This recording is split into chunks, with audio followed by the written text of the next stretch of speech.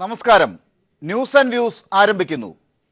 സ്വാശ്രയ കോളേജ് മാനേജ്മെന്റുകൾ ഇന്ന് കോളേജ് അടച്ചിട്ട് സമരം ചെയ്തത് എന്തിന്? ജിഷ്ണു പ്രണോയിയുടെ മാതാവ് മഹിജയ്ക്കെതിരെ ബാർ കൗൺസിൽ ഓഫ് ഇന്ത്യ ഇന്ന് നടത്തിയ പ്രസ്താവന എന്തു സൂചനയാണ് നൽകുന്നത്? ഈ വിഷയമാണ് ഇന്ന് ന്യൂസ് ആൻഡ് വ്യൂസ് പ്രധാനമായി ചർച്ച ചെയ്യുന്നത്. നെഹ്റു കോളേജ് ചെയർമാൻ കൃഷ്ണദാസിനെ അറസ്റ്റ് ചെയ്തതിൽ പ്രതിഷേധിച്ച് സ്വാശ്രയ മാനേജ്മെന്റുകൾ ഇന്ന് കോളേജുകൾ അടച്ചിട്ട് പ്രതിഷേധിച്ചു. എന്നാൽ ഒരു വിഭാഗം സമരത്തിൽ നിന്ന് വിട്ടുനിന്നു.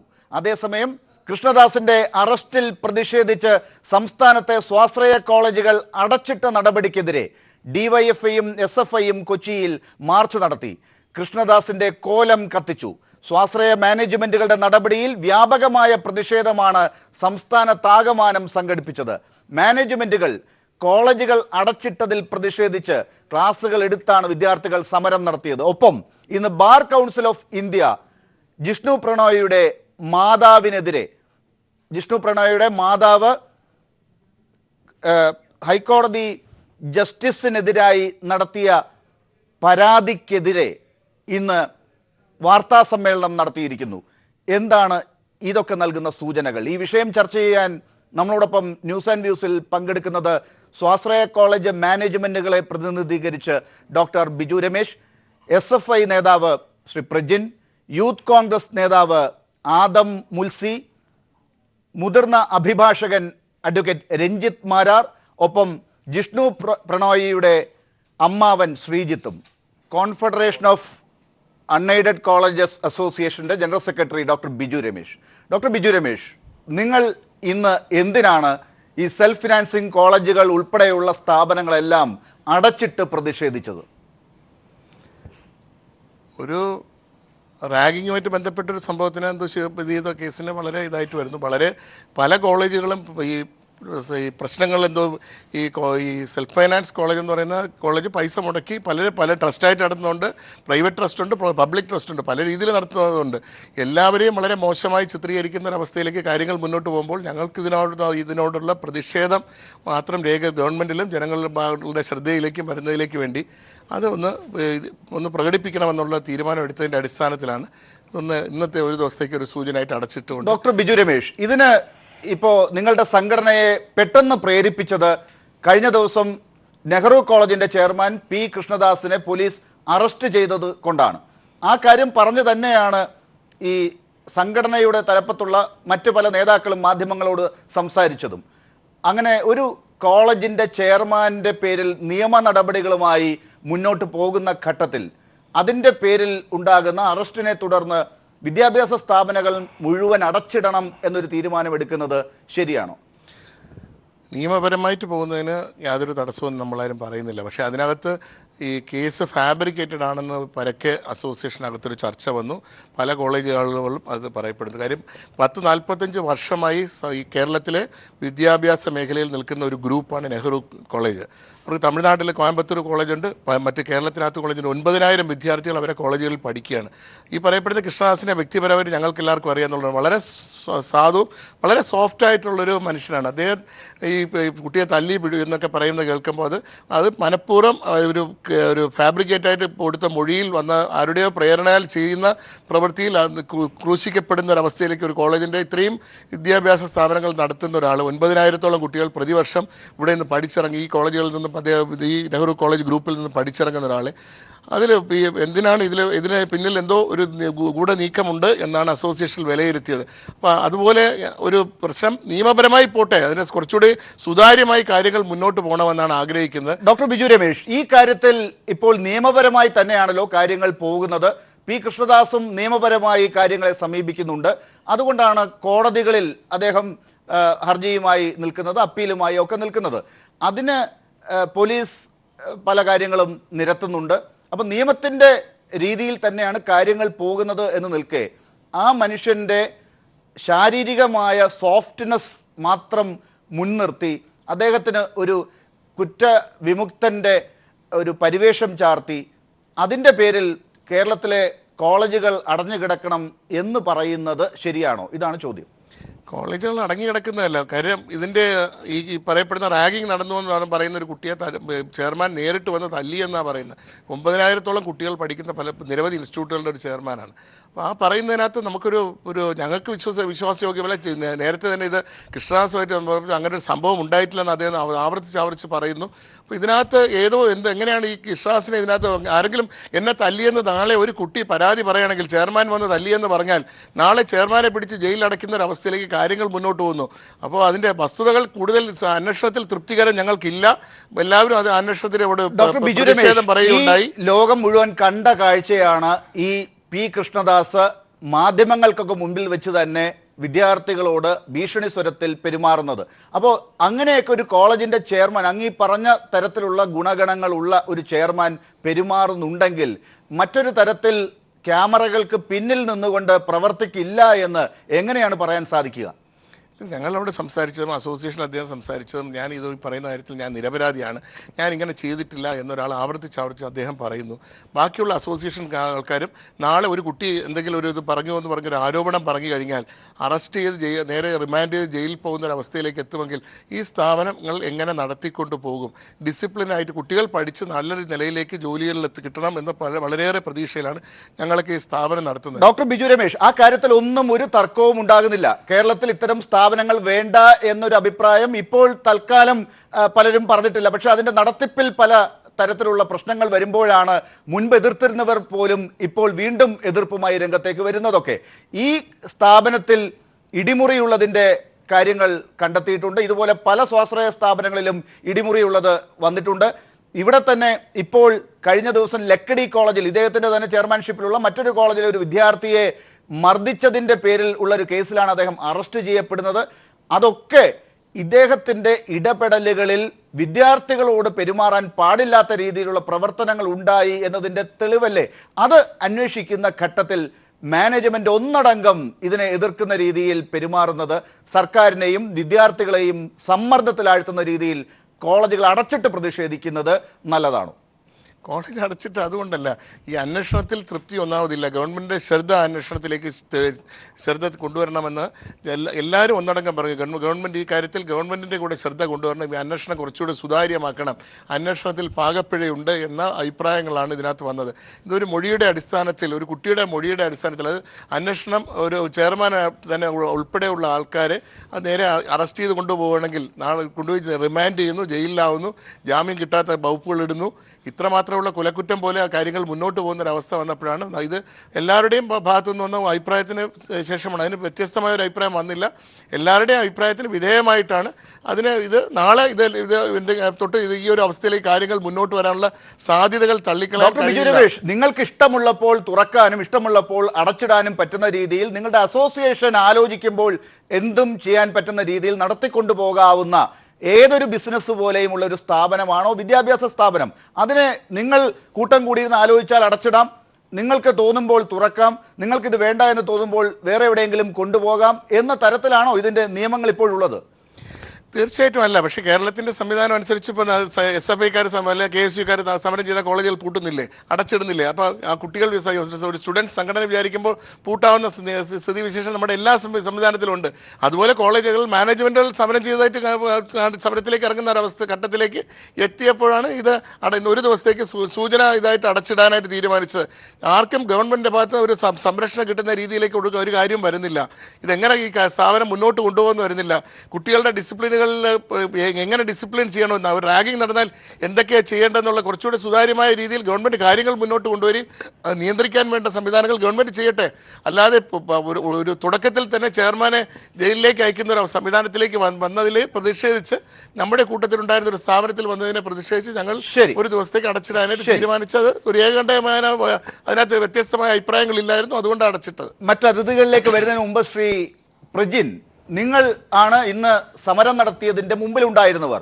മുമ്പ് നിങ്ങൾ സമരം നടത്തുമ്പോൾ കോളേജുകൾ അടച്ചിടുക എന്നുള്ളതിലേക്ക് പോകുന്നത് നിങ്ങളുടെ സമര നടപടികളാണ്. പക്ഷേ ഇപ്പോൾ അടച്ചിട്ട കോളേജിൻ്റെ പുറത്ത് നിന്ന് ഈ മാനേജ്മെൻറ്റുകൾ ചെയ്ത സമരത്തെ എതിർത്തുകൊണ്ടുള്ള പ്രതിഷേധമാണ് ഇന്നുണ്ടായത്. എന്താണ് അതിൻ്റെ പശ്ചാത്തലം? ഈ ക്യാമ്പസുകളും കലാലയങ്ങളും വിദ്യാർത്ഥികൾക്ക് വേണ്ടിയായിട്ടാണ് നിർമ്മിച്ചിട്ടുള്ളത്. അവിടെ വിദ്യാർത്ഥികൾക്ക് സുഗമമായ പഠനം കൊണ്ടുപോകുന്നതിന് വേണ്ടിയുള്ള അവസരം ഒരുക്കണം എന്നുള്ളതാണ് അതിൻ്റെ പ്രഥമമായ ലക്ഷ്യം ഒരുക്കിയിട്ടുള്ളത്.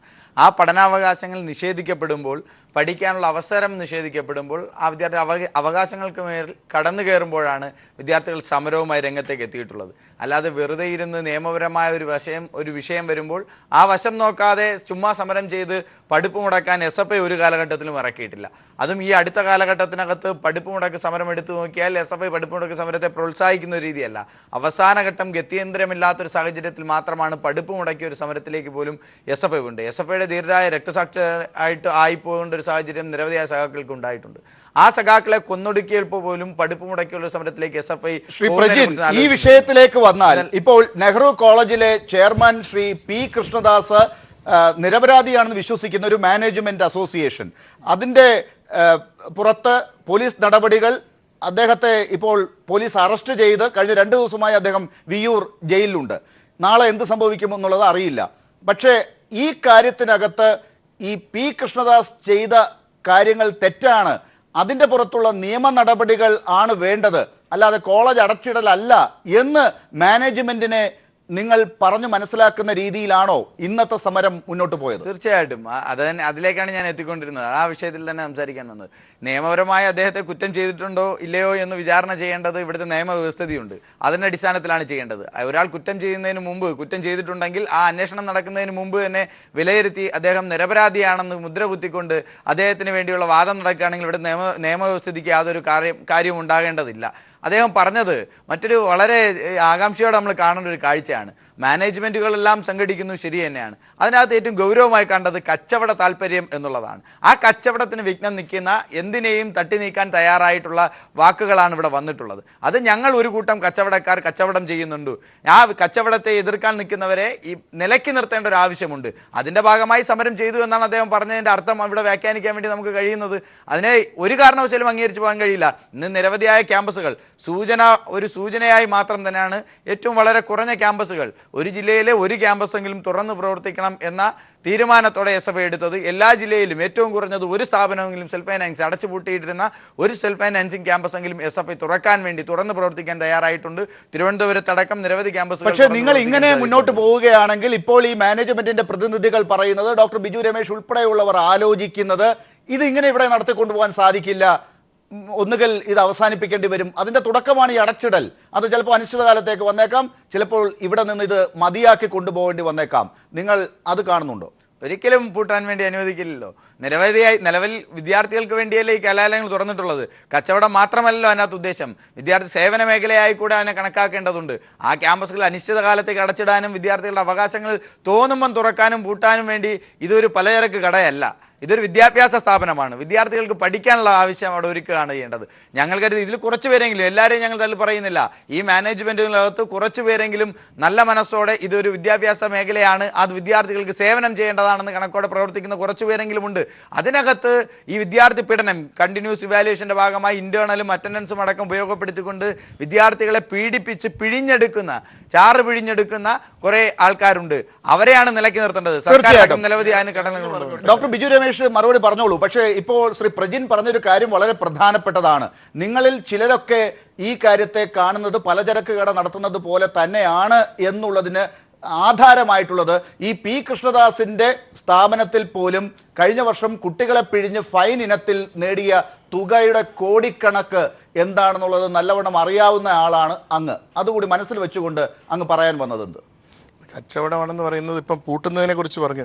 കേരളത്തിൽ കഴിഞ്ഞ വർഷം 8 കോളേജുകൾ പൂട്ടാനായിട്ട് ഉത്തരവായി, 4-5 പൂട്ടി, ചിലത് കോടതി ഉത്തരവിൽ നിൽക്കുന്നു.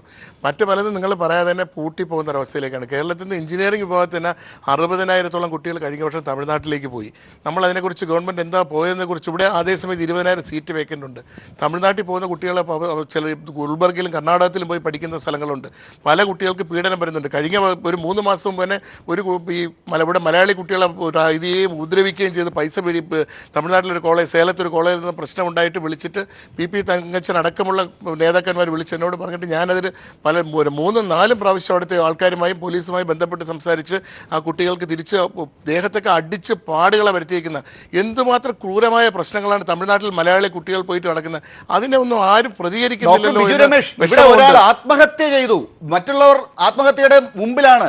ജീവിച്ചിരിക്കുന്ന ജിഷ്ണു പ്രണോയി എന്നാണ് കഴിഞ്ഞ ദിവസം ലക്കിടിയിൽ മർദ്ദനമേറ്റ വിദ്യാർത്ഥി പറഞ്ഞത്. അപ്പോൾ ഈ മറ്റു സംസ്ഥാനങ്ങളിൽ അടി കിട്ടിയതിൻ്റെത് പാടുകൾ കാട്ടിക്കൊണ്ട് ഇവിടെ പുറത്തു പാടില്ല എന്ന് പറയുന്നതിൽ അർത്ഥമില്ല. ഞാൻ അങ്ങയിലേക്ക് തിരിച്ചു വരാം. അഡ്വക്കേറ്റ് രഞ്ജിത്ത് മാരാർ, എനിക്ക് ആദം മുൽസിയിലേക്ക് പോകുന്നതിന് മുമ്പ് അഡ്വക്കേറ്റ് രഞ്ജിത്ത് മാരാറിലേക്ക്. കഴിഞ്ഞ ദിവസം ഒരു ചർച്ചയിൽ അങ്ങ് വളരെ വികാരഭരിതനായി പി കൃഷ്ണദാസിൻ്റെ ഭാഗം പറയുന്നത് കേട്ടിടത്തു നിന്നാണ് ഈ ചർച്ചയിലേക്കുള്ള അങ്ങയുടെ ക്ഷണം ഉണ്ടാകുന്നത്. ഒന്ന്, ഇപ്പോൾ ഇവിടെ സൂചിപ്പിക്കപ്പെട്ട ഒരു പശ്ചാത്തലമുണ്ട്. പി കൃഷ്ണദാസ് 2 ദിവസമായി ജയിലിനകത്താണ്. ഈ പി കൃഷ്ണദാസിനെ കുറിച്ച് കോടതികളിൽ വരുന്ന പരാമർശം നമുക്ക് നിയമത്തിൻ്റെ അകത്തു നിന്ന് പറയാമെങ്കിൽ, സബ് ജുഡീസിൽ വരാത്ത ഭാഗത്തു നിന്ന് പറയാമെങ്കിൽ, ഈ വികാരപരമായുള്ള പൊതുജനത്തിൻ്റെയോ വിദ്യാർത്ഥി സമൂഹത്തിൻ്റെയോ സമ്മർദ്ദത്തിന് അടിമപ്പെട്ടുകൊണ്ട് പോലീസ് ഇടപെടാൻ പാടില്ല എന്ന് പറയുന്ന നീതി ന്യായ പീഠം ഒന്നത്. രണ്ടാമത്തത്, മകൻ നഷ്ടപ്പെട്ട അമ്മ നൽകുന്ന പരാതി, എങ്ങനെയും മകന് നീതി ലഭിക്കണം എന്ന് പറയുന്ന മഹിജ എന്ന ജിഷ്ണു പ്രണോയുടെ അമ്മ ഒരു സൂചന നൽകുന്നു, ഒരു ചിത്രം പുറത്തേക്ക് കാട്ടിക്കൊണ്ട് അതിന് ജസ്റ്റിസിന് തന്നെ പരാതി അയക്കുന്നു. അതുപോലും കുറ്റകരമാണെന്ന് പറയുന്ന സാഹചര്യം, എന്ത് തരം ന്യായം തേടലാണ് നമ്മുടെ സമൂഹത്തിൽ പാവം അത്താണികളില്ലാത്തവർക്ക് ഉണ്ടാകുക? അഡ്വക്കേറ്റ് രഞ്ജിത്ത് മാരാർ.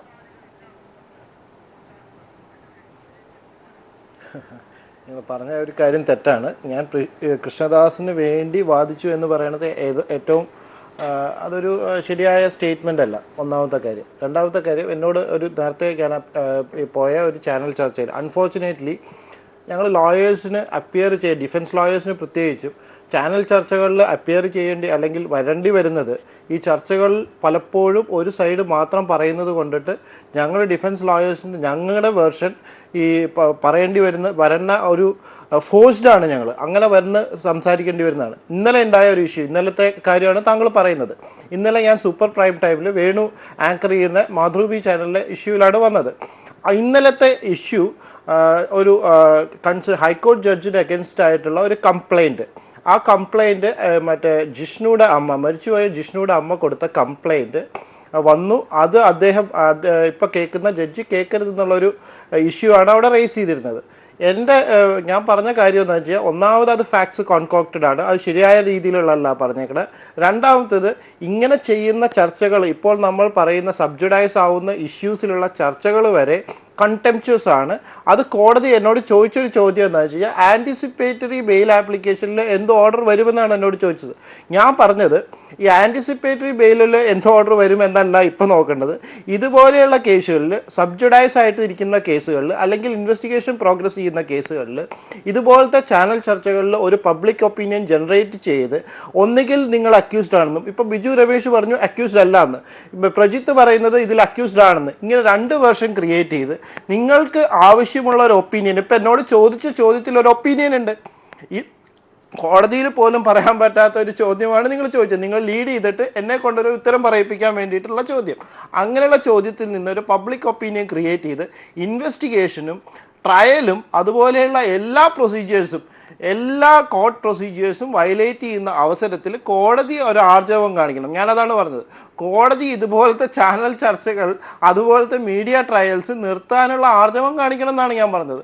അത് താങ്കൾ ഒരുപക്ഷെ മനസ്സുകൊണ്ട് ആലോചിക്കാത്ത കാര്യമായിരിക്കാം ഞാൻ ഇതിൽ നിന്ന് വായിച്ചെടുക്കുന്നത്. കോടതി ഇത്തരം മീഡിയ ട്രയലുകൾ പോലും വേണ്ട എന്ന് വെക്കണം എന്ന് പറയുന്നിടത്തേക്ക് കാര്യങ്ങൾ എത്തുന്നു. അതിനേക്കാൾ വലിയ തലത്തിലേക്ക് കേരളത്തിൽ കോടതിയും മാധ്യമങ്ങളും തമ്മിലുള്ള ബന്ധം എത്തി നിൽക്കുന്നത് താങ്കൾ അറിഞ്ഞിട്ടുണ്ടാകും.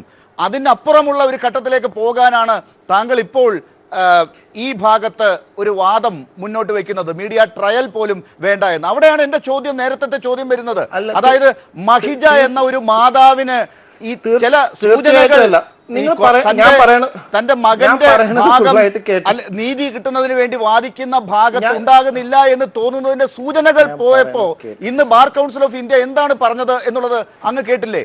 അത് എന്ത് തരം നീതിന്യായം തേടലാണ് എന്നത് അങ്ങക്ക് അക്കാദമികമായി ഈ സമൂഹത്തോട് പറയേണ്ട ഒരു ഉത്തരവാദിത്തമുണ്ട് എന്നാണ് ഞാൻ കരുതുന്നത്.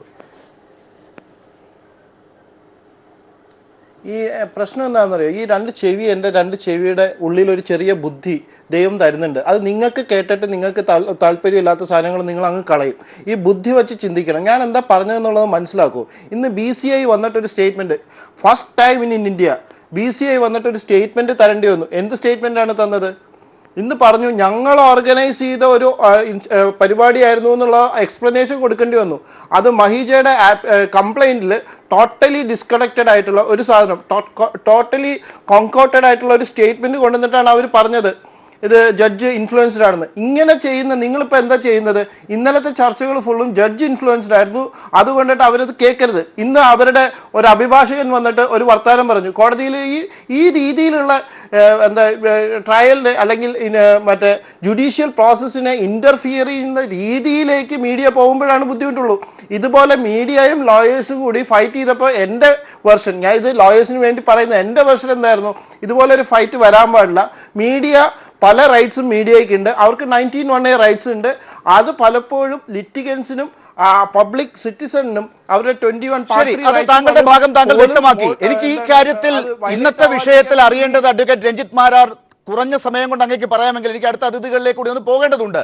അങ്ങേക്ക് പറയാമെങ്കിൽ ഇവിടെ മറ്റൊരു കേസിലും മുൻപില്ലാത്ത വിധം ഒരു തരത്തിൽ പോലീസിനെ പോലും അറസ്റ്റിന്റെ പേരിൽ താക്കീത് ചെയ്തുകൊണ്ട് ജാമ്യം പോലും കോടതി കൊടുക്കാത്തൊരു ഘട്ടത്തിൽ അവിടെ പോലീസിനെ പോലും ചോദ്യം ചെയ്തുകൊണ്ട് നിങ്ങൾ എന്തിനാണ് അറസ്റ്റ് ചെയ്തത് എന്നുള്ള ഒരു കടുത്ത ഭാഷ ഉപയോഗിച്ചുകൊണ്ടുള്ള വാദങ്ങൾ ഉണ്ടാകുക, കോടതിയുടെ ഭാഗത്തുനിന്ന് ചോദ്യങ്ങൾ ഉണ്ടാകുക, ഇപ്പോൾ BCIയുടെ ഭാഗത്ത് നിന്ന് അങ്ങ് പറഞ്ഞതുപോലെയുള്ള ഒരു ഇടപെടൽ ഉണ്ടാകുക. ആരാണ് ഭയപ്പെട്ട് പിന്നോട്ട് പോകുക? ഇതിൽ പറയാൻ ഒറ്റ ഉത്തരം എനിക്ക് പറയാനുള്ളൂ. ഇതിനു മുമ്പൊന്നും ഇതുപോലെ ഈ ഹോം മിനിസ്ട്രി പിണറായി വിജയൻ ഭരിച്ചിട്ടുണ്ടായിരുന്നില്ല. ഇപ്പോൾ ഹോം മിനിസ്ട്രിയിൽ ആഭ്യന്തരത്തിൽ നല്ലൊരു മിനിസ്റ്റർ വന്നു കഴിഞ്ഞാൽ ഇതുപോലെയുള്ള ചോദ്യങ്ങൾ പോലീസ് ഫേസ് ചെയ്യേണ്ടി വരില്ല. പോലീസിനെ അഴിഞ്ഞാട്ടത്തിന് വിട്ടു കഴിഞ്ഞ് കഴിഞ്ഞാൽ ഇതുപോലെയുള്ള ചോദ്യങ്ങൾ കോടതി ചോദിക്കും, അതിന് ഉത്തരം കോടതിയും ആഭ്യന്തരമന്ത്രിയും പറയേണ്ടി വരും. അങ്ങനെ പറഞ്ഞിരുന്നുണ്ടെങ്കിൽ അത് കറക്റ്റായിട്ട് ഉത്തരം പറയേണ്ട സാഹചര്യത്തിലേക്കാണ് ആഭ്യന്തര വകുപ്പ് പോയിക്കൊണ്ടിരിക്കുന്നത്. അങ്ങനെ പോയിക്കൊണ്ടിരിക്കുന്ന അവസരത്തിൽ ഇതുപോലെയുള്ള ചോദ്യങ്ങൾ ഇനിയും ചോദിക്കണ ചോദ്യങ്ങൾക്ക് ഉത്തരം പറയേണ്ടി വരും. നിങ്ങൾക്ക് ഇപ്പൊ ചോദിക്കാൻ താല്പര്യം ഉണ്ടാവില്ല, എന്തുകൊണ്ടാണെന്ന് എനിക്കറിയില്ല. ഓരോ മീഡിയ ചെയ്യേണ്ടത് അതാണ്. ഓരോ ചോദ്യവും അതുപോലത്തെ ചോദ്യങ്ങൾ ചോദിക്കണം. അത് ചോദിച്ചിട്ട് പോലീസിന്റെ അട്രോസിറ്റീസിന് അഗൻസ്റ്റ് നിങ്ങൾ പക്ഷെ ഒരു കാര്യം എനിക്ക് അങ്ങേ ഓർമ്മപ്പെടുത്താനുണ്ട്. ചരിത്രത്തിൽ ആദ്യമായിട്ടാണ് ഒരു സ്വാശ്രയ കോളേജിന്റെ ചെയർമാൻ ഈ ജയിലിനകത്ത് കിടക്കുന്നത്. ഒരു ആഭ്യന്തരമന്ത്രി ഈ രാജ്യം ഇപ്പോൾ ഈ സംസ്ഥാനം ഭരിക്കുമ്പോഴാണ്. ഒന്നത്. രണ്ടാമത്തെ കാര്യം, ഇവിടെ ഒരു ആഭ്യന്തരമന്ത്രി ഇപ്പോൾ പറയുന്നുണ്ട്, ആഭ്യന്തര വകുപ്പിന്റെ ചുമതലയുള്ള മന്ത്രി പറയുന്നുണ്ട്, പോലീസിന്റെ ചില നടപടികൾ തെറ്റുന്നുണ്ട്, വഴി വിട്ടുപോകുന്നുണ്ട്, അവിടെ വീഴ്ചകൾ ഉണ്ട് എന്ന് തുറന്നു പറയാൻ പറ്റുന്ന ഒരു ആഭ്യന്തര വകുപ്പുണ്ട്. ആ കാര്യം കാണാതെ പോകരുത്.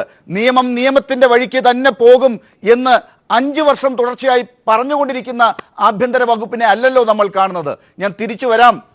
ആദം മുൽസി, എനിക്കൊരു ഇടവേളയിലേക്ക് പോകേണ്ടതുണ്ട്. അങ്ങ് പറയുന്ന ഉത്തരത്തിനിടയിൽ ചിലപ്പോൾ ഞാൻ പോയേക്കാം.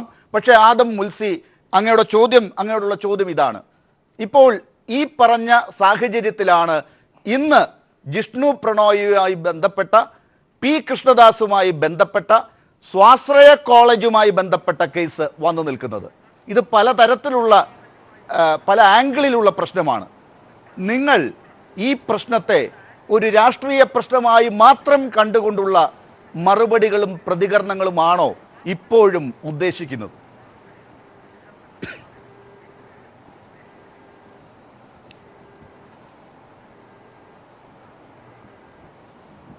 ആദം മുൽസി, താങ്കളോടാണ്. ഒരു സംവിധാനത്തിൽ തീർച്ചയായും സമരം ചെയ്യാനും പ്രതിഷേധങ്ങൾ സംഘടിപ്പിക്കാനുമുള്ള സ്വാതന്ത്ര്യവും അവകാശവും എല്ലാ സംഘടനകൾക്കുമുണ്ട്. പക്ഷേ ഇന്ന് കേരളത്തിലെ സ്വാശ്രയ മാനേജ്മെന്റുകൾ ചെയ്തത് ഏറെ ധിക്കാരപരമായ നടപടിയാണ്. പാവപ്പെട്ട വിദ്യാർത്ഥികൾ ഫീസ് നൽകി പഠിക്കുന്ന സ്ഥാപനം ഏറ്റവും വലിയ കുറ്റകൃത്യത്തിന് നേതൃത്വം നൽകിയ ഒരു ചെയർമാനെ പോലീസ് അറസ്റ്റ് ചെയ്ത് റിമാൻഡ് ചെയ്ത് ജയിലിനകത്താക്കിയപ്പോൾ അതിനകത്ത് പ്രതിഷേധിക്കാൻ വേണ്ടി എല്ലാ മാനേജ്മെൻറ്റുകളും കൈകോർത്തു എന്ന് പറയുമ്പോൾ ഇവിടെ നീതിയുടെ പക്ഷത്ത് നിൽക്കുന്ന, ന്യായത്തിൻ്റെ പക്ഷത്ത് നിൽക്കുന്ന മാനേജ്മെൻറ്റുകൾ കൂടി ആ പക്ഷത്തേക്ക് വരുന്നു എന്നുള്ളത് ഏറെ ദുഃഖകരമാണ്. ഇവിടെ ഏറ്റവും പ്രധാനപ്പെട്ട കാര്യം, പാമ്പാടി നെഹ്റു കോളേജിൽ ജിഷ്ണു പ്രണോയ് എന്ന് പറയുന്ന ഒരു വിദ്യാർത്ഥിയുടെ കൊലപാതകം, ആസൂത്രിതമായ കൊലപാതകം എന്ന് തന്നെ പറയേണ്ടിയിരിക്കുന്നു. ആ കൊലപാതകവുമായി ബന്ധപ്പെട്ട് കേരളത്തിലെ പോലീസ് വകുപ്പിനുണ്ടായിട്ടുള്ള പരാജയമാണ് ഈ കാര്യത്തെ ഇത്രയേറെ ഗുരുതരമായ വീഴ്ചയിലേക്ക് എത്തപ്പെട്ടിരിക്കുന്നത്. കാരണം ഇന്ന് ഏറെക്കുറെ 75 ദിവസങ്ങൾ പിന്നിടുകയാണ്. ആ ജിഷ്ണു പ്രണോയിയുടെ കൊലപാതകത്തിന് ഉത്തരവാദികളായ ആളുകളെ ഇന്ന് വരെ അറസ്റ്റ് ചെയ്യാൻ സാധിച്ചിട്ടില്ല. ഏറ്റവും ഒടുവിൽ കൃഷ്ണദാസ് ഇന്ന് ജയിലിനകത്താണ് എന്ന് പറയുമ്പോൾ പോലും മറ്റൊരു കേസിനകത്താണ് ഇന്ന് കൃഷ്ണദാസിനെ അറസ്റ്റ് ചെയ്തിരിക്കുന്നത്. ഇവിടെ കേരളത്തിലെ പോലീസ് സംവിധാനം പരിപൂർണമായി പരാജയപ്പെട്ടിരിക്കുന്നു എന്ന് മാത്രമല്ല, പഴയന്നൂർ പോലീസ് സ്റ്റേഷനുമായി ബന്ധപ്പെട്ടുള്ള സ്വാശ്രയ മാനേജ്മെന്റ് മുതലാളിമാരുടെ അവിശുദ്ധ ബന്ധങ്ങൾ ഓരോന്നായി പുറത്തു വന്നു. ആദം മുൽസിയിലേക്ക് ഞാൻ തിരിച്ചെത്താം. ആദം മുൽസി, ഞാൻ താങ്കൾക്ക് സമയം തരാം. പക്ഷേ ഇപ്പോൾ ശ്രീജിത്ത്, ജിഷ്ണു പ്രണോയുടെ അമ്മാവൻ ടെലിഫോൺ ലൈനിലുണ്ട്. ശ്രീജിത്ത്, ഇന്നിപ്പോൾ ബാർ കൗൺസിൽ ഓഫ് ഇന്ത്യ തന്നെ മഹിജയ്ക്കെതിരായി നടപടി എടുക്കാൻ നീങ്ങിയിരിക്കുന്നു. നിങ്ങളുടെ പ്രതീക്ഷയ്ക്കൊത്തുള്ള രീതിയിൽ കാര്യങ്ങൾ മുന്നോട്ട് കൊണ്ടുപോകാൻ സംവിധാനങ്ങൾ ശ്രമിക്കുമ്പോൾ, പോലീസോ ഭരണകൂടമോ ശ്രമിക്കുമ്പോൾ, അത് നിങ്ങളുടെ വികാരപ്രകടനത്തിൻ്റെ പുറത്തുള്ള ഇടപെടലാണ്, ആ രീതിയിൽ നിയമത്തെ കയ്യിലെടുത്തുകൊണ്ടുള്ള ആരെയോ തൃപ്തിപ്പെടുത്താൻ വേണ്ടിയുള്ള ഇടപെടലുകളാണ് പോലീസിൻ്റെ ഭാഗത്തു നിന്നുണ്ടാകുന്നത് എന്ന സമ്മർദ്ദമാണ് മറുഭാഗത്തു നിന്നുണ്ടാകുന്നത്. മഹിജയ്ക്കെതിരെയും നടപടികൾ പറയുന്നു. ഇതൊക്കെ വരുമ്പോൾ ഇപ്പോൾ എത്തി നിൽക്കുന്നിടം തന്നെ ഈ സാഹചര്യത്തിൽ വളരെ ബുദ്ധിമുട്ടി ഈ ഭരണകൂടം കാര്യങ്ങളെ കൊണ്ടുവന്ന് എത്തിച്ചിടത്ത് തൃപ്തനാണോ താങ്കൾ? ഞാൻ ആദ്യമായി കൈരളി പീപ്പിൾ ടിവിക്ക് നന്ദി പറയുകയാണ്. കഴിഞ്ഞ ജനുവരി 8-ാം തീയതി രാത്രി ഇതേപോലെ ഒരു ചർച്ചയിലാണ് ജിഷ്ണു പ്രണോയിന്റെ മരണം കേരള സമൂഹത്തിന്റെ മുന്നിൽ കൊണ്ടുവരികയും ഞങ്ങൾക്ക് നീതിയുടെ അടുത്തെത്തിക്കുകയും ചെയ്തിട്ടുള്ളത് വലിയ പങ്കുവഹിച്ച മാധ്യമമാണ് കൈരളി ചാനൽ. ഇന്ന് വലിയ രീതിയിൽ സ്വാശ്രയ മുതലാളിയായുള്ള കൃഷ്ണദാസിനെ നല്ല ആർജവമുള്ള സർക്കാരിന്റെ ഇടപെടലിനെ തുടർന്ന് ഇന്ന് അദ്ദേഹം വിയൂർ സെൻട്രൽ ജയിലിൽ കിടക്കുന്ന ഒരു സാഹചര്യമാണ്. ഇതാണ് ബിജു രമേശ് ഉൾപ്പെടെയുള്ള സ്വാശ്രയ മുതലാളിമാരെ ചൊടിപ്പിച്ചിട്ടുള്ളത്. ഇതാണ് നമ്മൾ വളരെ ഏറെ പ്രതീക്ഷയോടുകൂടിയും ബഹുമാനത്തോടുകൂടിയും കാണുന്ന ഈ നമുക്ക് നീതി ലഭിക്കുകയാണ് കാണുന്നത്. ആളുകളെ കഴിഞ്ഞ വർഷമൊക്കെ ശ്രീജിത്തിന്റെ ടെലിഫോൺ ലൈനിൽ ചെറിയൊരു പ്രശ്നമുണ്ട്. ഞാൻ അല്പസമയത്തിനകം തിരിച്ചു വരാം. ശ്രീജിത്ത്, അദ്ദേഹത്തെ പോലുള്ളവരാണ് ഈ സ്വാശ്രയ മേഖല കൈകാര്യം ചെയ്യാൻ പറയുമ്പോൾ ഞങ്ങൾക്ക് ഇത്തരം അനീതികൾ ഉണ്ടാകുന്നു എന്നതിൽ വലിയ ടെലിഫോൺ ലൈനിൽ പ്രശ്നമുണ്ട്. അങ്ങയിലേക്ക് തിരിച്ചു വരാം. മറ്റ് നമ്പറുകൾ ലഭ്യമാണെങ്കിൽ അതിലേക്ക് അത് എടുത്തിട്ടെങ്കിലും അങ്ങയിലേക്ക് തിരിച്ചു വരാം. ശ്രീ ആദം മുൽസി, ഞാൻ താങ്കളുടെ ഭാഗത്തേക്ക് തന്നെ വരികയാണ്. ശ്രീജിത്ത് പറയുന്നിടത്ത് എനിക്ക് പോകേണ്ടി വരുന്നത് ഡോക്ടർ ബിജു രമേശിലേക്കും അഡ്വക്കേറ്റ് രഞ്ജിത്ത് മാരാറിലേക്കുമാണ് എങ്കിൽ കൂടി ഈ ഘട്ടത്തിൽ താങ്കൾ നേരത്തെ വിമർശിച്ച പോലീസിൻ്റെ നടപടി, ഈ കേസിനെ മുന്നോട്ട് കൊണ്ടുപോകുന്നതിൽ വരുന്ന വീഴ്ചകൾ ആര് വരുത്തുന്നു എന്നുള്ളത് താങ്കൾ പറയാൻ ശ്രമിക്കുമ്പോൾ അതിനേക്കാൾ ചർച്ച ചെയ്യപ്പെടേണ്ട ഒരു വിഷയം, ഇന്ന് ഈ സ്വാശ്രയ കോളേജുകൾക്ക് അതിൻ്റെ മാനേജ്മെൻറ്റുകൾക്ക് അത് പൂട്ടിയിടാനുള്ള സ്വാതന്ത്ര്യം കൊടുത്ത ഈ സംവിധാനങ്ങളെ മുഴുവൻ, ഈ കോളേജുകളെ മുഴുവൻ ഇങ്ങനെ ഒന്നിനെയും പേടിക്കേണ്ടതില്ലാത്ത വിധം നടത്തിക്കൊണ്ടുപോകാനുള്ള ഒരു സ്വാതന്ത്ര്യം എറിഞ്ഞുകൊടുത്ത, തോന്നിയതുപോലെ മുക്കിലും മൂലയിലും ഇത്തരം സംവിധാനങ്ങൾ തുറന്ന് പ്രവർത്തിക്കാൻ അനുമതി കൊടുത്ത, വിദ്യാർത്ഥികൾ പോലും ലഭ്യമല്ലാത്ത കോഴ്സുകൾക്ക് വെറുതെ നടത്തിക്കൊണ്ടുപോകാനുള്ള അംഗീകാരം കൊടുത്തവർ ഉത്തരം പറയേണ്ടതില്ലേ? ഇതൊരു ആഭ്യന്തര വകുപ്പിന്റെ പ്രശ്നമാണോ ജിഷ്ണു പ്രണോയിയെ കൊന്നത്, അതോ വിദ്യാഭ്യാസ വകുപ്പിന്റെ പ്രശ്നങ്ങൾ മുൻകാലങ്ങളിൽ ഉണ്ടായിരുന്നതിന്റെ ഉത്തരവാദിത്തം മറക്കുന്നതാണോ നിങ്ങളെപ്പോലുള്ളവർക്ക് പറ്റുന്നത്? ഇതിനെ രാഷ്ട്രീയമായി നോക്കിക്കാണാനല്ല ഞങ്ങൾ ആഗ്രഹിക്കുന്നത്. സ്വാശ്രയ മാനേജ്മെന്റ് കോളേജുകൾ, സ്വാശ്രയ സ്ഥാപനങ്ങൾ കേരളത്തിൽ ആരംഭിച്ചത് UDFന്റെ കാലഘട്ടത്തിലാണ് എന്നുള്ളത് അഭിമാനത്തോടു കൂടി ഞങ്ങൾ ഓർക്കുകയാണ്. മാത്രമല്ല, ഇന്ന് കേരളത്തിൽ സ്വാശ്രയ വിദ്യാഭ്യാസ സ്ഥാപനങ്ങൾ എത്രയോ ഇടതുപക്ഷ നേതാക്കന്മാർ സ്വാശ്രയ വിദ്യാഭ്യാസ സ്ഥാപനങ്ങൾ നടത്തുന്നുണ്ട്. അതല്ല ഇവിടുത്തെ പ്രശ്നം.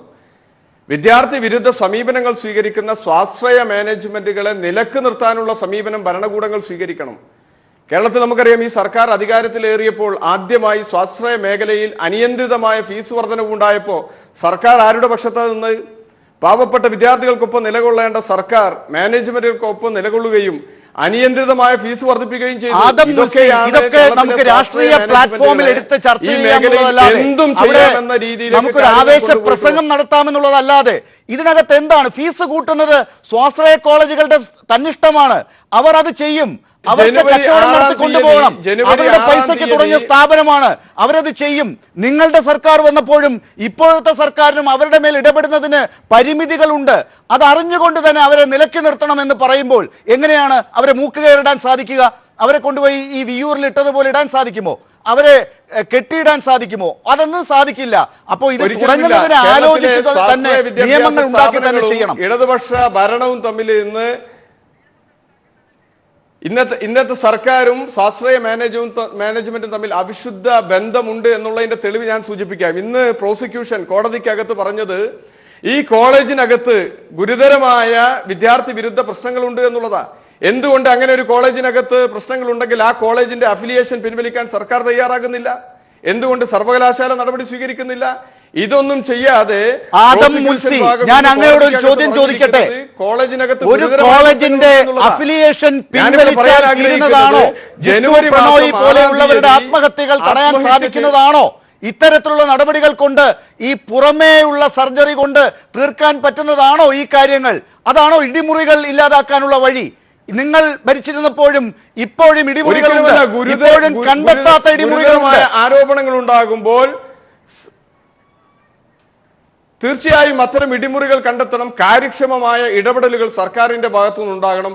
എന്തുകൊണ്ട് ജനുവരി 6-ാം തീയതി ഇത്തരമൊരു ദാരുണമായ ആത്മഹത്യ ഉണ്ടായിട്ട് 10-75 ദിവസങ്ങൾ വേണ്ടി വന്നു കൃഷ്ണദാസ് എന്ന് പറയുന്ന പ്രതിയെ നിയമത്തിന് മുന്നിൽ കൊണ്ടുവരുവാൻ?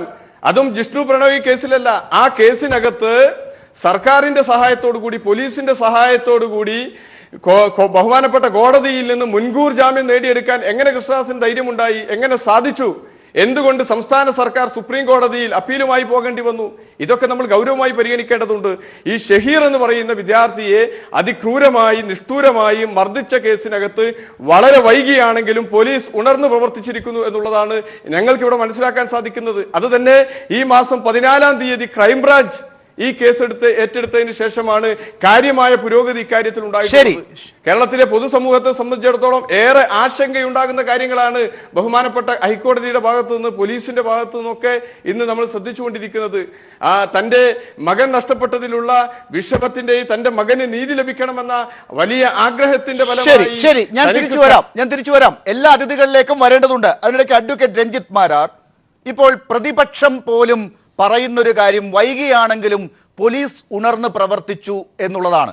ഇപ്പോൾ പോലീസിന്റെ നടപടികൾ കൃത്യമായി പ്രതികളെ മൂക്കുകയറിടാൻ പറ്റുന്ന രീതിയിലേക്ക് കാര്യങ്ങൾ എത്തിക്കുന്നു എന്നതാണ്. പക്ഷെ അവിടെ ആശ നശിക്കുന്നത് ആരുടെ ഇടപെടൽ കൊണ്ടാണ് എന്നുള്ളതാണ് ഞാൻ തുടക്കത്തിലെ ഉയർത്തിയ ചോദ്യം. അതിനൊരു മറുപടി അങ്ങ് സൈദ്ധാന്തികമായി പറയാതെ ഈ കേസിലെ കാര്യങ്ങൾ എടുത്തു വെച്ച് പറയുകയാണെങ്കിൽ, ഈ പി കൃഷ്ണദാസിനെ ഇപ്പോൾ ജാമ്യം ലഭിക്കുമോ ഇല്ലയോ എന്ന കാര്യത്തിൽ നാളെ തീരുമാനം അറിയാം. പക്ഷെ ആ രീതിയിൽ ജയിലിനകത്തേക്ക് കൊണ്ടുപോകുന്നത് വഴി നീതി ലഭ്യമാകുന്നു എന്ന് കരുതുന്ന ഒരു സംവിധാനമുണ്ട് ഇവിടെ. അത് അങ്ങനെ തന്നെയാണ് പോകേണ്ടത് എന്ന് കരുതുന്നവരോട് എന്താണ് താങ്കളുടെ മറുപടി?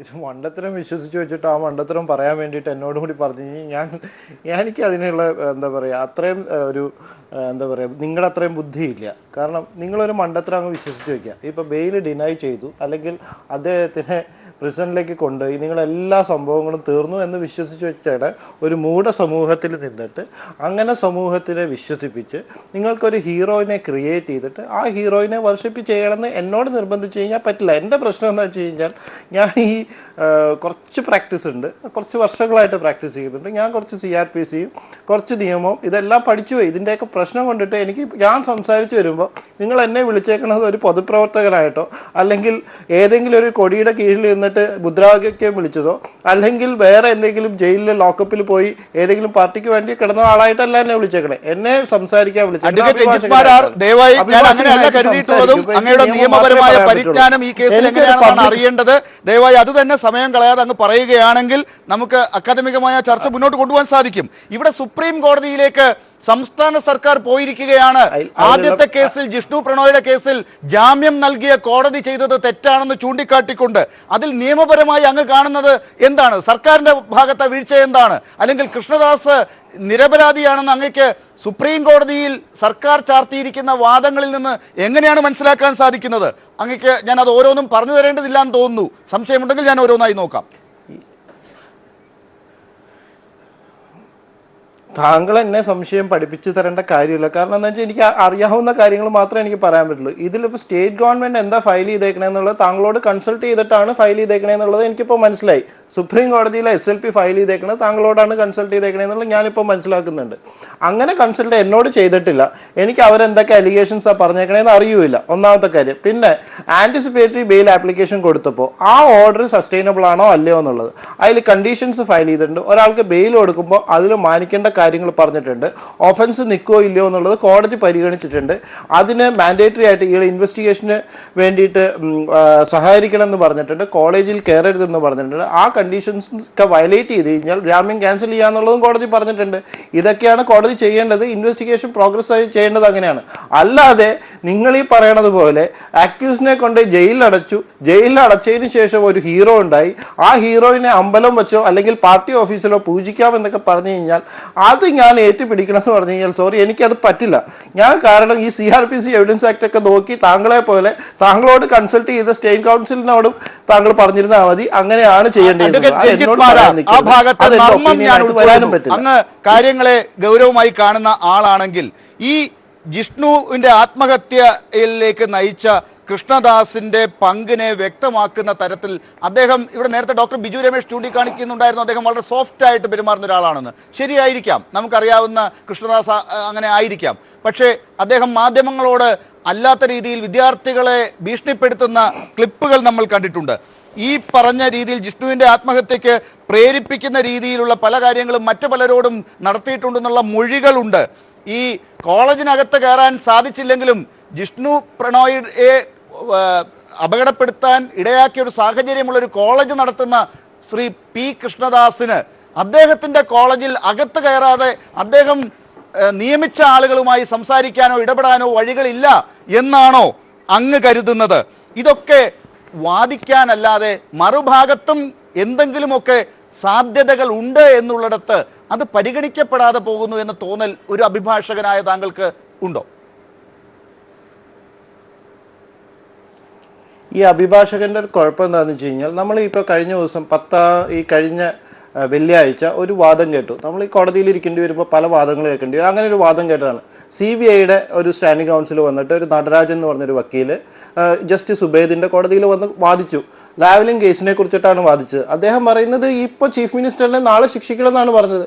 പക്ഷേ എനിക്ക് കൂടുതൽ അപ്പീലിംഗ് ആയിട്ട് തോന്നിയത് ഹരീഷ് സാൽവയുടെ വാദമാണ്.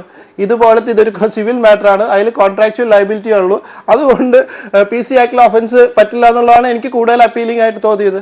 അങ്ങനെയാണ് നമ്മൾ ഓരോ കേസും കണക്കാക്കേണ്ടത്. അങ്ങനെ കണക്കാക്കുമ്പോൾ ഇത് ട്രയൽ കഴിഞ്ഞാലാണ് ഇങ്ങനെ ഒരു വാദത്തിലേക്ക് എത്താൻ പറ്റുള്ളൂ. അല്ലാതെ താങ്കൾക്ക് ഒരു പേപ്പർ കൊണ്ടുവന്നു അതിൽ താങ്കൾക്ക് പറയാനുള്ള കാര്യങ്ങൾ കൊണ്ടുവന്നിട്ട് ഇതൊന്നും എവിഡൻസിന്റെ ഭാഗമല്ല. അൺഫോർച്ചുനേറ്റ്ലി ഇൻവെസ്റ്റിഗേഷൻ നടന്നുകൊണ്ടിരിക്കുന്ന കേസിലെ ഇൻവെസ്റ്റിഗേഷനെ നിങ്ങൾ ടോർപിഡോ ചെയ്യാനുള്ള രീതിയിലാണ്. എനിക്ക് ഉമ്മൻചാണ്ടിയെ വിശ്വസിക്കുന്നുണ്ട്, എനിക്ക് രമേശ് ചെന്നിത്തലയെ വിശ്വസിക്കുന്നുണ്ട്. ഞാൻ വിശ്വസിക്കാൻ ആഗ്രഹിക്കുന്നത് പ്രത്യേകിച്ച് അതാണ് ഈ പ്രശ്നം. അതെന്താ കുഴപ്പമെന്ന് വെച്ച് കഴിഞ്ഞാൽ എനിക്കൊരു ഇടവേളയിലേക്ക് പോകുന്നതിന് മുമ്പ് അങ്ങ് ഒരു സംശയത്തിന് മറുപടി തന്നാൽ, അതായത് ഇപ്പോൾ സുപ്രീം കോടതിയിലേക്ക് കേരളത്തിലെ സർക്കാർ അങ്ങ് പറഞ്ഞ ഒരു SLP മൂവ് ചെയ്തിരിക്കുന്നു. ഇതിന് ഒരു അർത്ഥവുമില്ല, ഇത് വേണ്ടാത്തതാണ്, അന്വേഷണം നടക്കട്ടെ, അവിടെ തീരുമാനിക്കട്ടെ, ഈ ജാമ്യം കൊടുക്കണോ വേണ്ടയോ എന്ന കാര്യത്തിൽ ഇപ്പോൾ സുപ്രീം കോടതിയിൽ സർക്കാർ പോകേണ്ടതില്ല എന്ന് നിയമപരമായി പറയാൻ സാധിക്കുമോ? എൻ്റെ അഭിപ്രായത്തിൽ സർക്കാർ അത് പോകേണ്ട കാര്യം ഇപ്പം തൽക്കാലം ഉണ്ടായിരുന്നില്ല. പക്ഷേ സുപ്രീം കോടതി അതിനെ എങ്ങനെ നോക്കിക്കാണുന്നു എന്നുള്ളത് നമുക്ക് ഇപ്പോൾ ഇവിടെ നിന്നിട്ട് സ്പെക്കുലേറ്റ് ചെയ്യണത് ശരിയല്ല. കാരണം അത് സുപ്രീം കോടതിയുടെ ശരി, പരിഗണനയിലാണ്. അതൊരു അത് പല അഭിഭാഷകന്റെ കാര്യങ്ങളും consider ചെയ്യും. നിയമപരമായ അന്ന് ഒരു സ്റ്റേറ്റ് ഭാഗത്ത് ഗവൺമെന്റ് നിന്നുള്ള ഒരു പല വാദം മാത്രമായിട്ടാണ് ഞാൻ കാണുന്നത്. ശ്രീജിത്തുമായിട്ടുള്ള ഫോൺ ബന്ധം നിരന്തരം കട്ടായിക്കൊണ്ടിരിക്കുകയാണ്. അദ്ദേഹത്തിന്റെ കുഴപ്പമാണോ എന്താണെന്നുള്ളത് അറിയില്ല. തിരിച്ചു വരാം. ഡോക്ടർ ബിജു രമേശ്, ഞാൻ വരാം. ശ്രീജിത്ത് ഇപ്പോൾ ഉണ്ട്. ശ്രീജിത്ത്, താങ്കളോടുള്ള ചോദ്യം ഇതാണ്. ഈ പറയുന്ന ഘട്ടത്തിൽ ഇപ്പോൾ എത്തി നിൽക്കുന്ന സാഹചര്യത്തെ എങ്ങനെ വിലയിരുത്തുന്നു? വളരെയേറെ നീതി ലഭിച്ചു എന്നുള്ളൊരു പ്രതീക്ഷയിലാണ് ഞങ്ങൾ നിൽക്കുന്നത്. കൃഷ്ണദാസിനെ ജിഷ്ണു പ്രണോയ് കേസിൽ നിയമപരമായി അറസ്റ്റ് ചെയ്യാൻ തടസ്സമുണ്ടെങ്കിലും ജീവിച്ചിരിക്കുന്ന ജിഷ്ണു പ്രണോയ് എന്ന് സ്വയം വിശേഷിപ്പിച്ച ഷാഹിർ ഹമീദ് ഷൗക്കത്ത് അലിയുടെ കേസിൽ കൃഷ്ണദാസ് ഈ കോടീശ്വരൻ ഇന്ന് ജയിലിൽ കിടക്കുകയാണ്. അതിന്റെ അസ്വസ്ഥതയാണ് ഈ ബിജു രമേശും ഇവിടെ നേരത്തെ സൂചിപ്പിച്ചുള്ള ചിലരൊക്കെ പ്രകടിപ്പിക്കുന്നത്. ഞങ്ങൾക്ക് നീതി വേണ്ടേ? ഞങ്ങൾക്കൊരക്ഷരം മിണ്ടിക്കൂടെ? ഞങ്ങളുടെ പെങ്ങൾ കഴിഞ്ഞ ദിവസം പറഞ്ഞത് ഈ കൃഷ്ണദാസിന് മുൻകൂർ ജാമ്യം നൽകിയതുൾപ്പെടെയുള്ള കാര്യങ്ങളിൽ ഞങ്ങൾക്ക് വലിയ അസംതൃപ്തിയുണ്ട്, ഞങ്ങൾക്ക് നീതികേടാണ് എന്ന ഒരു തോന്നൽ ഞങ്ങളുടെ പെങ്ങളുടെയും ഞങ്ങളുടെ കുടുംബത്തിന്റെയും മുൻപാകെയുണ്ട്. ആ അവസരത്തിലാണ് ഈ ന്യായാധിപനെയും നെഹ്റു കോളേജ് അധികൃതരെയും ഒരു ഫോട്ടോയിൽ കാണുന്നത്. അപ്പൊ ഉണ്ടായിട്ടുള്ള ഒരു ആശങ്ക, ഒരു സംശയം, ആ സംശയമാണ് പെങ്ങൾ പങ്കുവെച്ചത്. ആ സംശയം പങ്കുവെച്ച ഞങ്ങളുടെ പെങ്ങളെ ഭീഷണിപ്പെടുത്തുന്ന രീതിയിലാണ് അഭിഭാഷക സമൂഹം പെരുമാറിയത്. ഞങ്ങൾക്ക് ആരോടും വെല്ലുവിളി നടത്താനോ ആരോടും എതിർത്ത് നിൽക്കാനോ ഉള്ള കെൽപ്പില്ല. എന്നാലും ഞങ്ങൾ പറയട്ടെ, ഞങ്ങൾക്ക് നീതി വേണ്ടേ? പണത്തിന് മുകളിൽ നിൽക്കുന്ന കൃഷ്ണദാസിന് വേണ്ടിയല്ല നീതി നിലകൊള്ളേണ്ടത്. മണ്ണിനടിയിൽ പോയ ഞങ്ങളുടെ കുഞ്ഞിന് ഇനി വരുന്ന തലമുറയ്ക്ക് വേണ്ടി നിങ്ങളൊക്കെ ശബ്ദിക്കണമെന്നാണ് ഞങ്ങൾക്ക് പറയാനുള്ളത്. ഞങ്ങൾക്ക് വേണ്ടി ഈ ആദ്യഘട്ടത്തിൽ വന്ന ചില പോലീസിന്റെ ഭാഗത്ത് നിന്ന് വന്ന എല്ലാ പിഴവുകളും തിരുത്തിക്കൊണ്ട് ഇന്ന് യഥാർത്ഥ വഴിയിലേക്ക് ഈ കേസ് പോകുകയും നേരത്തെ നിങ്ങളൊക്കെ സൂചിപ്പിച്ച പോലെ ആത്മഹത്യ എന്ന് പറഞ്ഞു തള്ളാനായിട്ടില്ല. ഞങ്ങൾ ഇപ്പോഴും വിശ്വസിക്കുന്നത് ജിഷ്ണു പ്രണോയിയെ അവർ തല്ലിക്കൊന്നതിന് ശേഷം കെട്ടിത്തൂക്കിയതാണ് എന്നാണ് ഞങ്ങൾ വിശ്വസിക്കുന്നത്. അതുകൊണ്ട് തന്നെയാണ് പരമോന്നത നീതിപീഠത്തിന്റെ ഉൾപ്പെടെ സഹായം ഞങ്ങൾക്ക് ആവശ്യമാണ്. ഈ നീതിപീഠത്തിൽ ഞങ്ങൾക്ക് നല്ല വിശ്വാസമുണ്ട്. അതിന്റെ എല്ലാ അറ്റം വരെയും പോകാൻ ഞങ്ങൾ ഒരുക്കമാണ് എന്നാണ് ഞങ്ങൾക്ക് പറയാനുള്ളത്. ശരി, ഡോക്ടർ ബിജു രമേശ്, ഇതാണ് സാഹചര്യം. നിങ്ങൾ കോളേജ് നടത്തുന്നത് ഇത്തരത്തിലുള്ള ശ്രീജിത്തുമാരുടെ അനന്തരവന്മാർക്ക് വേണ്ടിയിട്ടാണ്. അത്താണികളില്ലാത്ത, പണമില്ലാത്തവർ കൂടി വിദ്യാഭ്യാസം നേടേണ്ടതുണ്ട് എന്നുള്ള ഒരു വിശ്വാസത്തിൻ്റെ പുറത്ത് പല രീതിയിൽ ട്രസ്റ്റുകൾ നടത്തുന്ന സെൽഫ് ഫിനാൻസിങ് കോളേജുകളുണ്ട്. അതല്ലാതെയുള്ള സ്വന്തം കയ്യിൽ നിന്ന് വിദ്യാഭ്യാസത്തിലൂടെ വലിയ നവോത്ഥാനം ഉണ്ടാക്കാൻ ശ്രമിക്കുന്ന കോളേജുകളുണ്ട്. അതല്ലാത്ത കച്ചവട സ്ഥാപനങ്ങളുമുണ്ട്. ഇതൊക്കെയുള്ള സ്ഥലത്ത് ചിലരെങ്കിലും ഈ പറയുന്ന ജിഷ്ണു പ്രണോയിമാരെ നശിപ്പിച്ചോ പീഡിപ്പിച്ചോ പണമുണ്ടാക്കാൻ ശ്രമിക്കുന്നുണ്ടെങ്കിൽ അത് അത്തരം കള്ളനാണയങ്ങളെ തിരിച്ചറിഞ്ഞ് ഇല്ലാതാക്കാനുള്ളൊരു സാഹചര്യമാണ് ഇതെന്ന് മനസ്സിലാക്കിയുള്ള പ്രവർത്തനം വേണ്ടതല്ലേ? അല്ലാതെ നിങ്ങളെല്ലാവരും ഒറ്റക്കെട്ടാണെന്ന സംഘടനാ ശക്തി കാണിച്ച് ഈ വിദ്യാഭ്യാസ മേഖലയെ തന്നെ തകർക്കുകയാണോ വേണ്ടത്? പറയുന്ന കേട്ട് കഴിഞ്ഞാൽ ഇതിപ്പോൾ കോളേജുകളിലും വിദ്യാഭ്യാസ സ്ഥാപനങ്ങളും നടത്തുന്നവർ എന്തോ വലിയ പാതകം ചെയ്ത ഇപ്പോൾ ഓരോരുത്തർ സംസാരിക്കുന്ന കേട്ടത്. കേരളത്തിലെ വിദ്യാഭ്യാസം എന്ന് പറയുന്നത് ഇത്രമാത്രം വന്നത് ഈ ക്രിസ്ത്യൻ മിഷണറിയാണ് കേരളത്തിന്റെ വിദ്യാഭ്യാസ രംഗത്തെ ആദ്യം വലിയൊരു മാറ്റം കൊണ്ടുവന്നത്. ദയവായി ചരിത്രത്തിലേക്ക് പോകരുത് ഡോക്ടർ. ഇല്ല, അത് തന്നെ ഈ പറയുമ്പോൾ പ്രൈവറ്റ് അല്ലേ ഇപ്പം പറയുന്ന ഈ കോൺഗ്രസിന്റെ കാലഘട്ടത്താണ് ഈ പറയപ്പെടുന്ന കോളേജ് സെൽഫ് ഫൈനാൻസ് കോളേജുകൾ കൂടുതലായി അംഗീകാരം കൊടുത്തത് വന്നത്. 50% ഗവൺമെൻറ് ഫീസിലാണ് ഈ കോളേജുകളിൽ പഠിപ്പിക്കുന്നത്. 150 കോളേജുകൾ വന്നിട്ടുണ്ടെങ്കിൽ 75 കോളേജുകൾ ഗവൺമെൻറ്റിൻ്റെ ഫീസിലാണ് പഠിപ്പിക്കുന്നത്. അതിനേക്കാളും താഴ്ത്തി ഫീസിൽ പല കോളേജുകളും പഠിപ്പിക്കുന്നുണ്ടെന്ന്. അപ്പോൾ അതിലുപരി എല്ലാ കോളേജുകളിലും ഏകദേശം 15 കുട്ടികൾ മുതൽ 25 അതൊക്കെ സമ്മതിക്കുന്നു.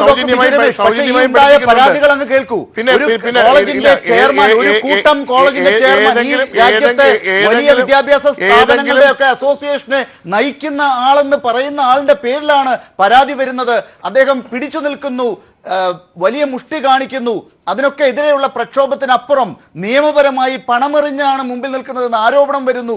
അതൊക്കെ ഉണ്ടാകുമ്പോഴും ആ വിശ്വാസ്യത വീണ്ടെടുക്കാൻ അങ്ങീ പറയുന്ന തരത്തിലാണ് വിദ്യാഭ്യാസം പോകുന്നത് എന്ന് കാണിക്കാൻ അത് എങ്ങനെയാണ് സാധിക്കുക?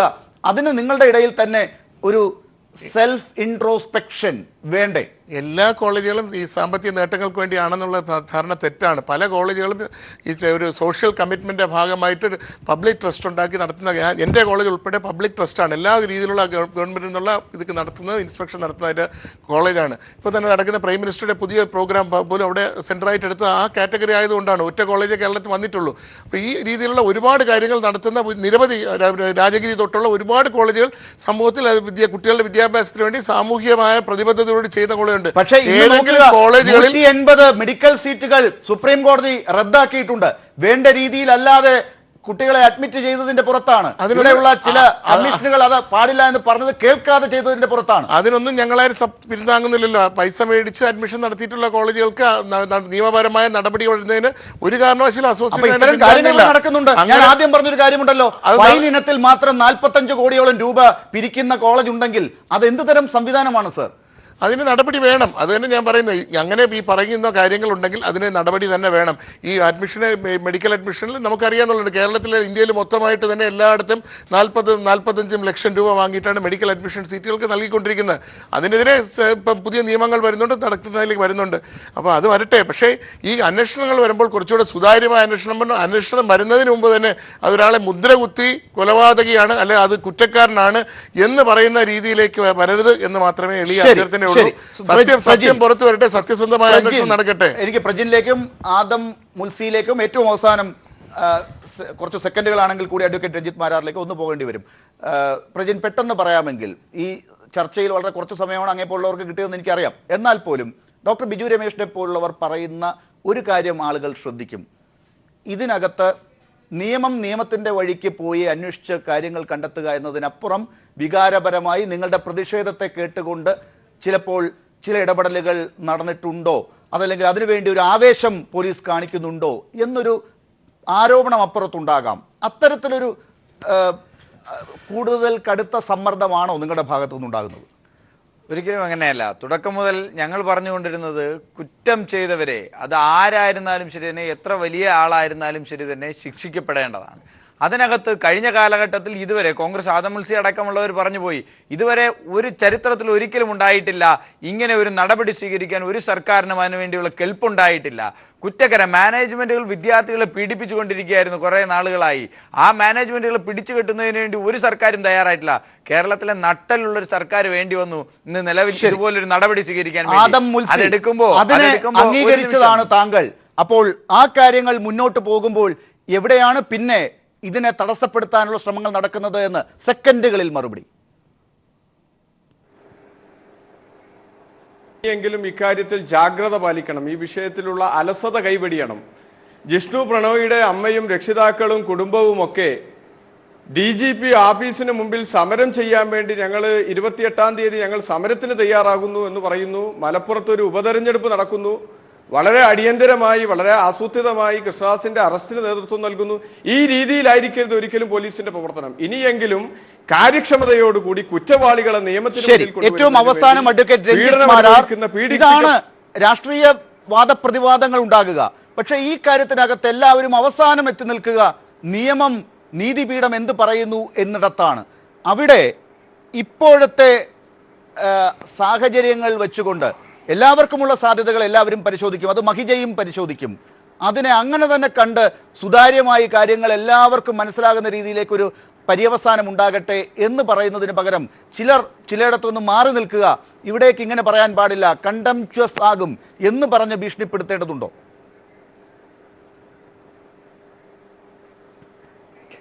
ഈ കോർട്ടിൻ്റെ ഒരു പ്രശ്നം എന്താണെന്ന് വെച്ച് കഴിഞ്ഞാൽ, കോർട്ടിന് 5 കൊല്ലം കൂടുമ്പോൾ ടാഗ് ലൈനോടുകൂടി എല്ലാം ശരിയാവും എന്നുള്ള ടാഗ് ലൈനോടുകൂടി പ്രവർത്തിക്കേണ്ട കാര്യമില്ല. കോർട്ട് എല്ലാം ശരിയാവാൻ തന്നെ എന്നും പ്രവർത്തിച്ചുകൊണ്ടിരിക്കുകയാണ്. അത് അങ്ങനെ തന്നെ സംഭവിക്കുകയും ചെയ്യും.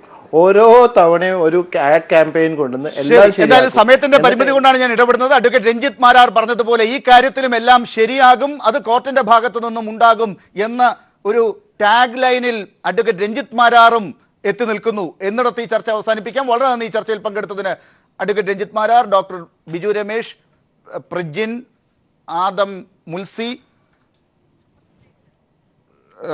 ഒപ്പം ശ്രീജിത്ത്.